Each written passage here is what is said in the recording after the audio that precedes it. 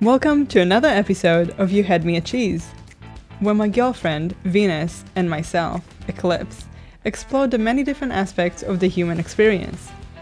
We are here with our selection of cheeses, and Venus has a glass of wine ready, so feel free to bring your favorite snack and join the party.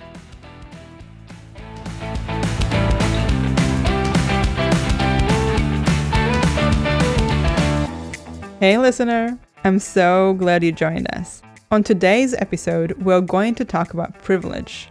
We're going to dive deep into the definition of privilege, the complexity of being privileged in some areas while underprivileged in others, and our personal experience navigating life with privilege or lack thereof.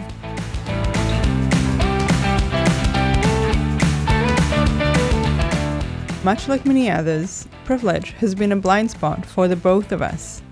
And it is through awareness that we learn the extent of the impact that it had on our childhood, teenagehood, and life as a whole. I hope you find this episode as interesting as I do. Hi, babe. Hey, Venus. How are you feeling about today's episode?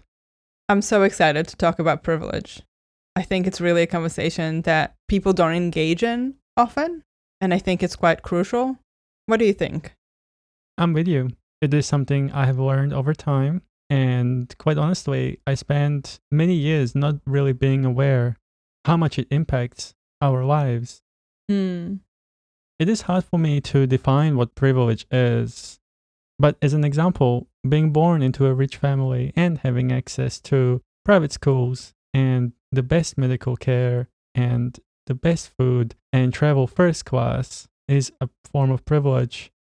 But also the way you look, if you're considered pretty, can have a big part on how you're treated by the world. Your race, gender, having access to education is a privilege.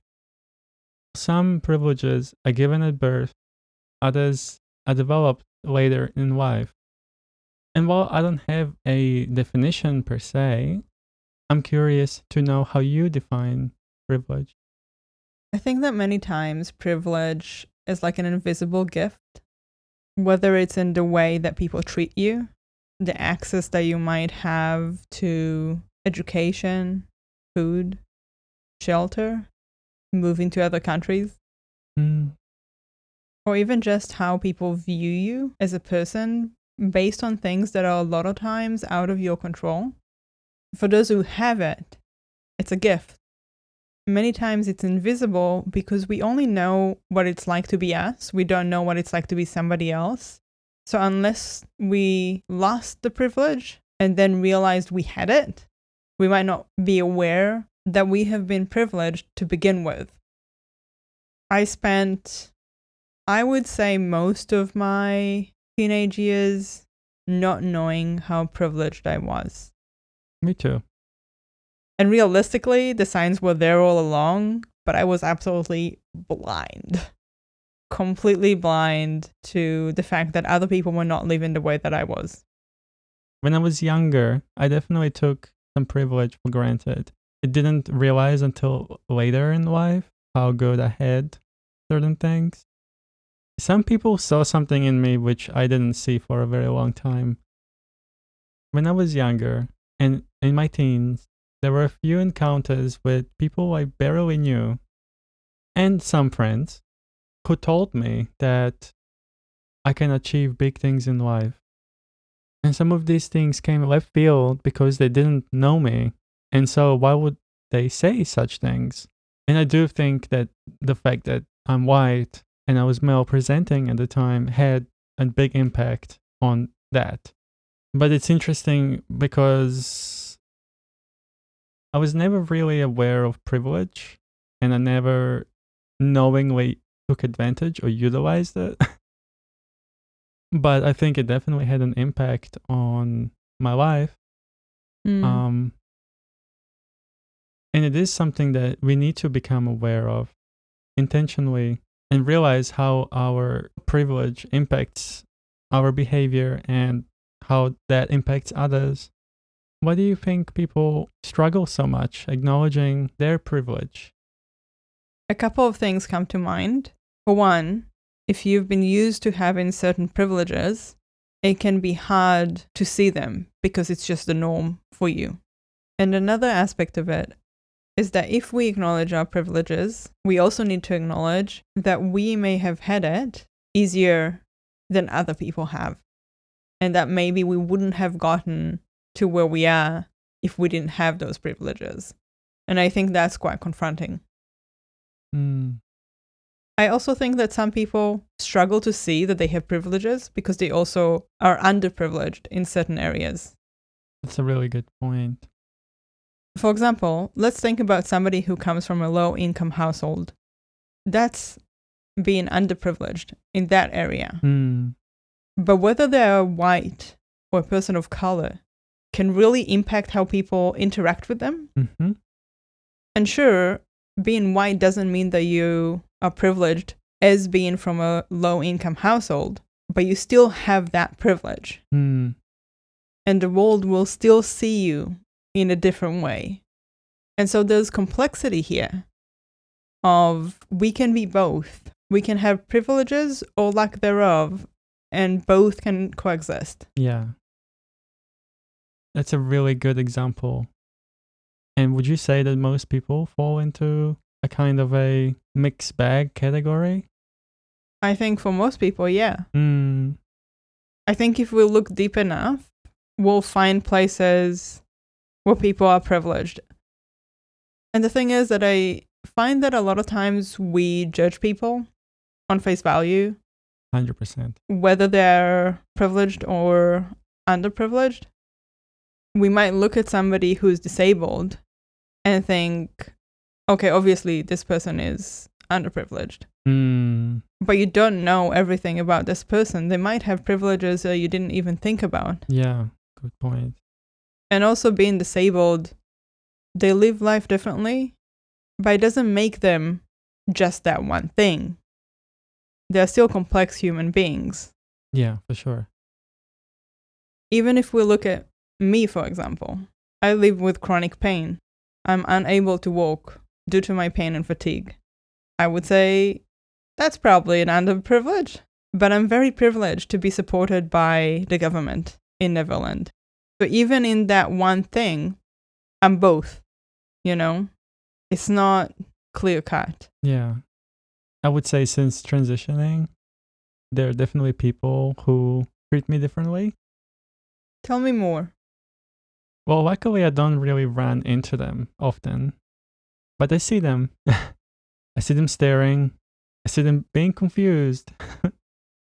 And I do wonder if this has had an impact on missed opportunities. Or maybe additional challenges that you weren't aware of. Definitely, yeah. And I do feel privileged in Neverland with the support systems that we have in place here. And I hope that it stays that way. It's hard to know. Honestly, the world is always changing. It's bananas. Sometimes in mysterious ways. But I do feel privileged in a lot of other ways too. I mean, you talked before about being white and presenting back then male. Obviously, that has changed, but you're still white. Correct. And being an immigrant, I don't know if it ever goes away, this notion of being a second-class citizen. But while you are an immigrant, you're still a white immigrant. And I think that plays a part in how people view you. So that's probably still a privilege. Yeah, good point. It makes me wonder how race still plays a part in privilege. It's a little bit depressing that skin color still creates an imbalance in privilege. Shouldn't all people be treated the same way? And I think the first time I became aware of privilege was related to skin color and where a person is from, the origin country. What happened? In Camelot, my country of origin, there were immigrants there. And this group of immigrants was always seen as poor, as an outcast from that society. And they were a different skin color. I just remember seeing them begging for money often. And at some point in my early childhood, I connected the dot that the skin color does have an effect on how we are treated. Even though I still struggle today with my own privilege, as we just discussed, I'm white and I don't really see it as a privilege, but yet it is. Why don't you see it as a privilege? I guess I don't judge others based on what they look like. Or not as much. I'm not sure. Maybe I don't put a value to it and utilize it. I think there's a difference between what we logically think and what our brain is doing behind the scenes. Yeah. From my understanding, unconscious bias solidifies in your childhood. And realistically speaking, I think we are all exposed to racism, misogyny, and judgment based on class or financial status. So I must admit that personally, I really struggle with the concept of saying, oh, I just don't judge people based on that. Yeah. Because I think that that's another blind spot we have. And I would rather say that I'm learning and I don't want to be racist and it's always work in progress than claim that I'm not racist and ignore the fact that I probably do have blind spots. I agree 100% with that. But that's another topic. It is another topic and we'll get to it one day. Yes, I do love the topic of unconscious bias. Yeah. But we're talking about privilege. In your life, when did you first notice this idea of privilege and how it played an impact? I'm a bit ashamed to admit that it took me a while. Even though I was questioning a lot of things since the age of 12, I was still pretty oblivious to a lot of things. And one of them was my privileges. I think I started realizing the privileges I've had while living with my parents towards my late teens. Because basically until the age of 19, my parents would still transfer me money for groceries and stuff like that. So even though I didn't actually live at home since the age of 15, I would still go back and shop in the fridge or in the pantry and then go elsewhere. But it wasn't until the age of 19 when I was house sharing and realized that soon enough they will stop paying my groceries and I had to try and reduce my expenses. I think only then did I realize how expensive the things that I took for granted actually were. I think there were little pockets of, earlier in life, but I don't think I really let it sink in. Because growing up, we had 2 fridges, each one with a freezer and a separate freezer unit and a walk-in pantry. And everything was always full of food. There was canned food and frozen food, and there was home-cooked food. And some of the home-cooked food was actually cooked by one of our cleaning ladies, because we had 2 coming each week. I see. And that's a privilege. Yeah. Like, all of that is a privilege. But growing up, I'm like, that's just the reality, you know? There's one cleaning lady coming once a week to do a big clean, and there's another one who's cooking and does the little things around the house. I don't remember how many times a week she came. Maybe twice. And that's a privilege. There's no way to spin it. And having a fridge full of food, even just one, is a privilege. Some people don't have that. Yeah. And listener, if you're confused as to how many people were in that house, 5 at most. We probably did not need 2 fridges, a freezer, and a walk-in pantry full of food at all time. But you can blame intergenerational trauma for that. When I look back, at who I was as a teenager, I just didn't realize that there's cost involved in the food that we are consuming. That there can be an option of no food because it never ran out. Mm. And even though I was out of my parents' home and I was couch surfing before it was a thing, I guess, I think most people really wanted to take care of me. And that was a privilege too. Yeah. One of my exes was much older than me, and I know he wasn't in a good financial spot. Mm. And he just filled the fridge with whatever I wanted. And it couldn't have been cheap because I literally was not thinking about money at that point. Which is confusing because I've been thinking about money since I was 12, but there was this disconnect almost. Yeah. Mm. And I think he just didn't have the heart to tell me no. And I didn't think that there was anything wrong with that. Nowadays, I have a lot of respect and a lot of appreciation for people who host me, for people who share their resources with me. Mm. And it's not that I wasn't appreciative at all, but I just didn't understand the magnitude of that. Because where I came from, that was guaranteed. Yeah. There's definitely a big value to learning and understanding the value of money and essentially what it means to us. I definitely felt privileged how my parents took care of me, and there was always food. I could have anything I wanted.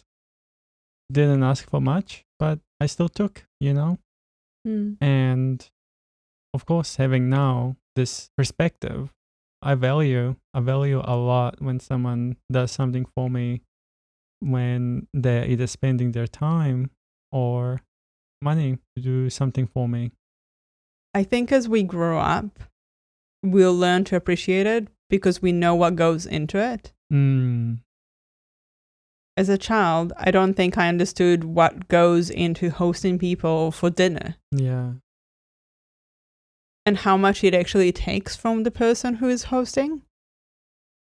But now I know because I've hosted people. And I know how tiring it can be.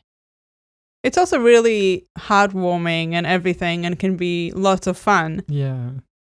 But especially considering I live with chronic pain and fatigue, I have a lot of appreciation for hosts. Yeah, I'm sure you do. I'm curious. How do you think privileges impact how people interact with others? Have you had any experiences with that? I have had some. Please do share. Something that I have seen in action is that sometimes when people have privileges and get used to getting their way and become incapable of holding space for others' needs. Yep, I have seen that happen time and time again. It's a real problem. It is. And to be honest, the only people that come to mind from the top of my head are white cis males. That's quite interesting. Not necessarily hetero. Yeah, okay. But yeah. I remember specifically one person who I was talking to when one of my camera lenses broke. And granted, that lens was reasonably cheap. However, even that cheap lens would have set me back a substantial amount considering how much I was making at the time. And also, I'm a frugal person. I've been a frugal person since I was pretty young. And I remember talking to this person who comes from a very wealthy family. And he probably doesn't remember this, but I do, even though it was 20 years ago. And he basically just said to me, "What's the problem? Just buy a new one. It's only X amount of money." Interesting. And I felt so dismissed because it's not nothing for me. It's not peanuts. Yeah. I felt like I didn't have a way to talk to this person because he just doesn't understand my experience. And with that said, though, I had a different friend who was very, very privileged. Came from a wealthy family, was given an apartment, no rent needed. in the main city in Middle Earth, the country we lived in. And a lot of things were given to him, right? And he could travel the world and didn't need to worry about money and all of that. But he always had value for money. And so I could talk to him, but I couldn't talk to this person who thought that buying a new lens is like buying a coffee. Interesting how they had different perspectives. Yeah. To this day, I don't know what made the other person more aware, but I just know that personally, it made me appreciate him a lot more. Yeah. With this person, in a way, you can connect because they understand that it's not simply buying something again. And also, money has value. Yeah. It doesn't grow on trees. No, unfortunately. Not yet. But if somebody knows of a tree that grows money, please let me know. Please. And if you do know of a money tree, please email us at hello@youhadmeacheesepodcast.com. Yes, please. Looking forward to hearing from you. And after hijacking the question, would you mind elaborating about your experience? What happened? I want to say it became really hard to talk to them and make them aware of any kind of small changes I wanted to ask of them. How did they react when you verbalized the need? I would say they were quite dismissive and in a way a bit shocked. How dare you have needs and require me to make changes? I know, honestly. Very rude of you. Look, what else am I going to do? Just hold it in? This person broke something really small and easily replaceable. And while they did take ownership, they did not take accountability for the said damage and did not communicate about replacing the said item. Now, it is a bit strange to break something, acknowledge it, but not take responsibility. So the house we live in is a little bit quirky, and it is old, motherfucker. It is over 100 years old. Yeah. My grandma died when she was younger than this house. Yeah. All right? 100%. One of the quirks are the drawers. And look, they're not perfect. It is what it is. But you have to be mindful about certain things. And the drawers are a bit quirky. And this person was simply taking out something from the drawer, and they were not careful or mindful about the quirkiness of the drawer, and they broke the item while trying to open the drawer. And just for reference, I've had many situations where I could have broken the same item, but I didn't because I realized it was stuck. Yeah. And then I fixed it, and the item was fine.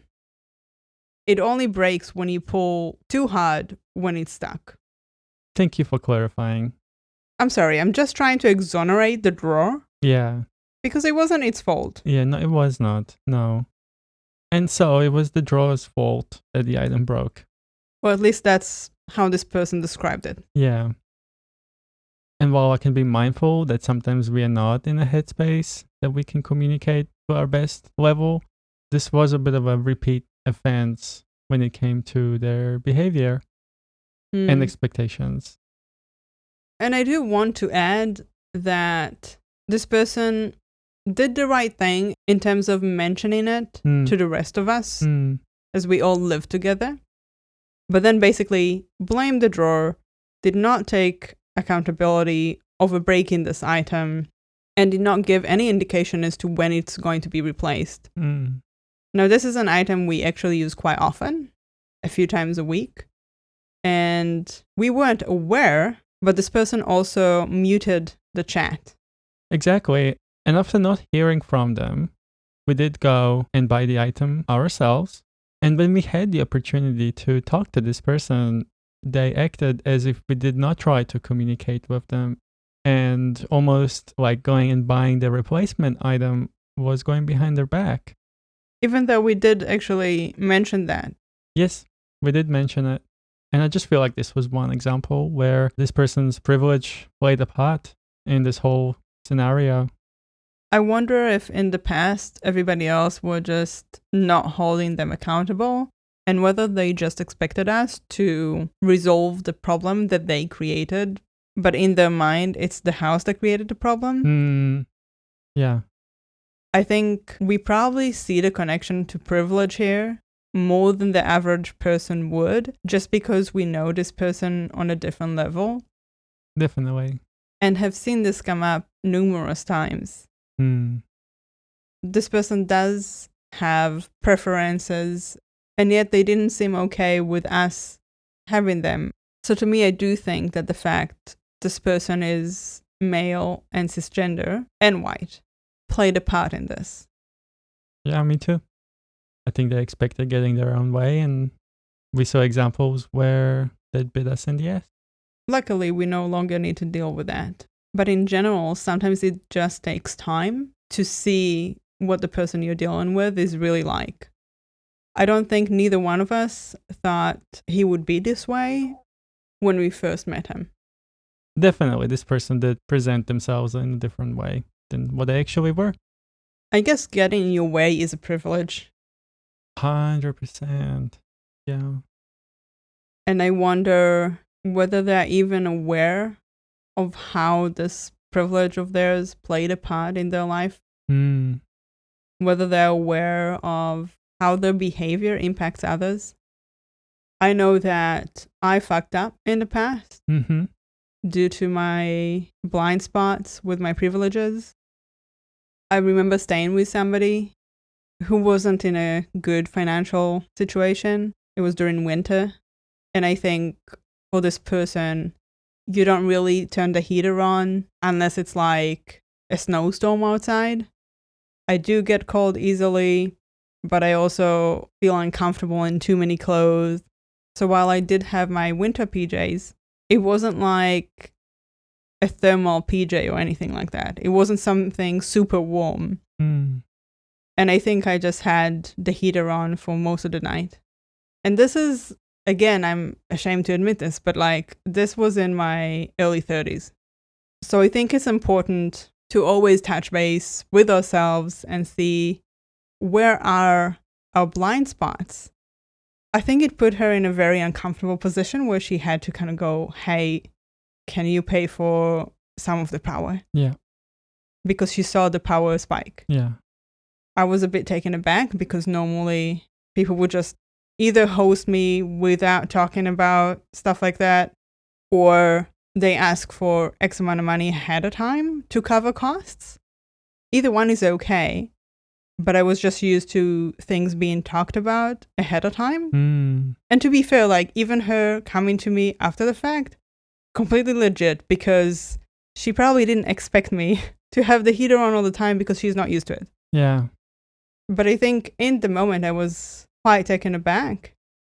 But I don't think I thought about it much before I turned the heater on or before I made the decision to just leave it on.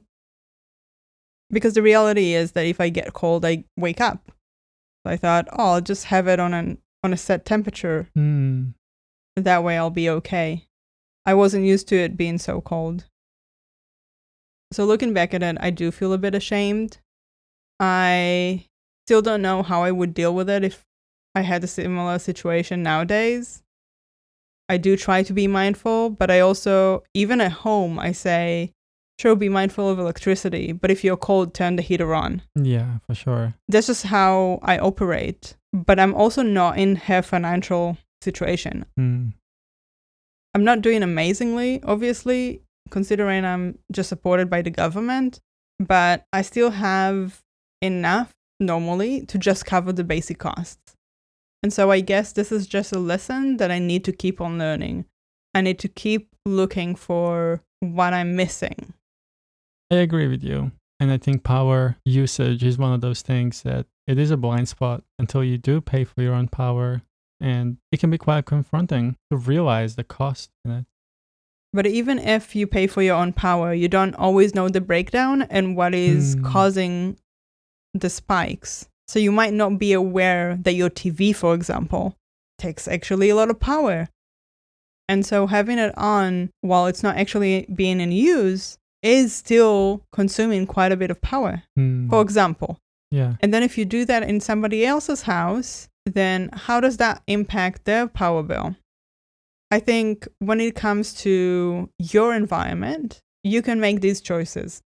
At home, where I pay the bill with the rest of my roommates, I make the choice to turn the heater on or to turn the AC on when I'm too hot or too cold. I do still dress up accordingly, right? I'm not going to be here with a tank top and shorts in the middle of winter. But as I said, don't like having too many clothes on. That's fair. Neither do I. Which I appreciate. What do you think people should do in order to combat these blind spots?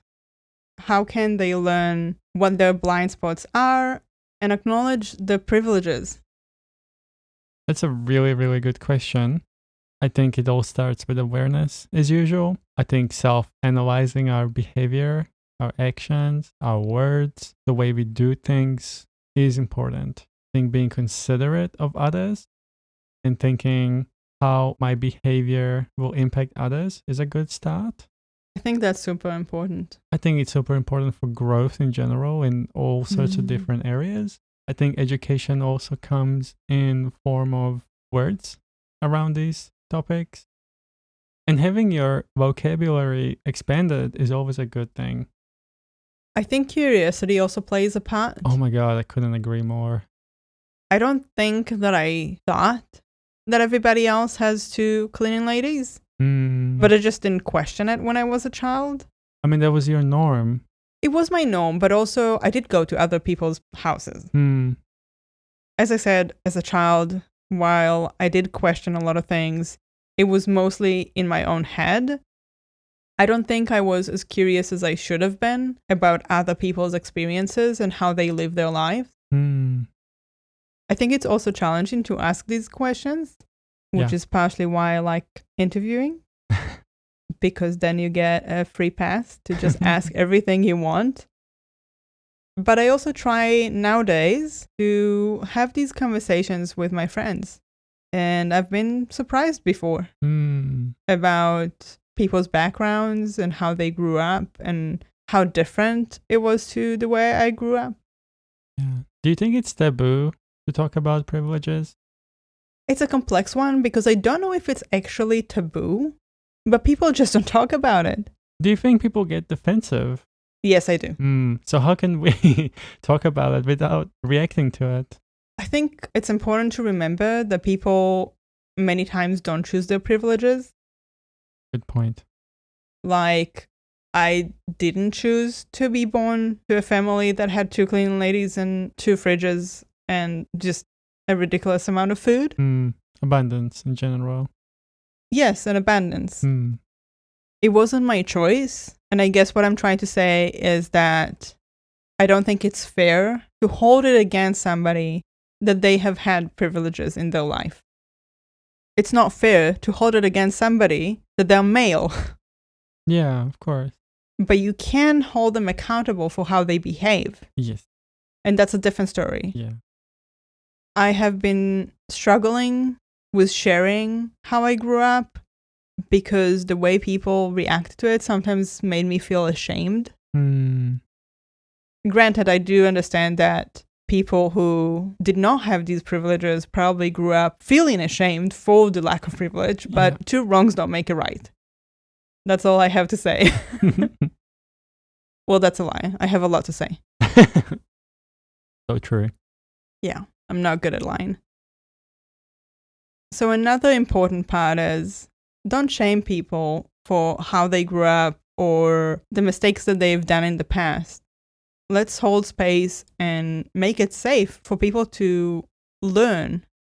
I get it. I fucked up, but I don't need to be told that I fucked up. I need to be talked to about what I can do moving forward to be better. Good point. I love that. And on the other hand, don't shame somebody because they didn't have the luxuries that you had growing up. Oh, you went to public school?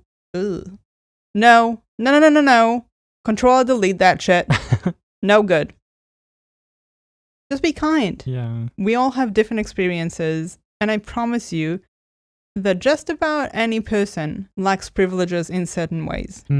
Even the most wealthy people I knew had struggles that most people don't know about. That's a good point. Do you know what I feel privileged about? What? Having you in my life. Do you think that's a privilege? Tell me, listener, do you think it's a privilege to have somebody you love in your life? Somebody amazing. Absolutely amazing. Please write to us. We would love to know what you think. We would love to hear your stories. And if you'd like to share what privileges you've had or the ways in which you were underprivileged and how it impacted you, we would love to hear it. Or read it, for that matter. 100%. Drop it in a comment. Email us. Write to us. Send a letter in a bottle. Yeah, all methods will work. We'll go it one way or the other. At some point. What is one thing you would like to take away from this conversation? That there's probably a lot more to talk about. And whether the conversation about privileges is taboo or not, we need to keep it going. I think it's very important, yeah. What about you? Just how deeply our privileges can impact us without us even realizing it. As you mentioned, I think it's important to question it and to keep talking about it. I believe we've only just started. Me too. Until next time. Until next time. Bye.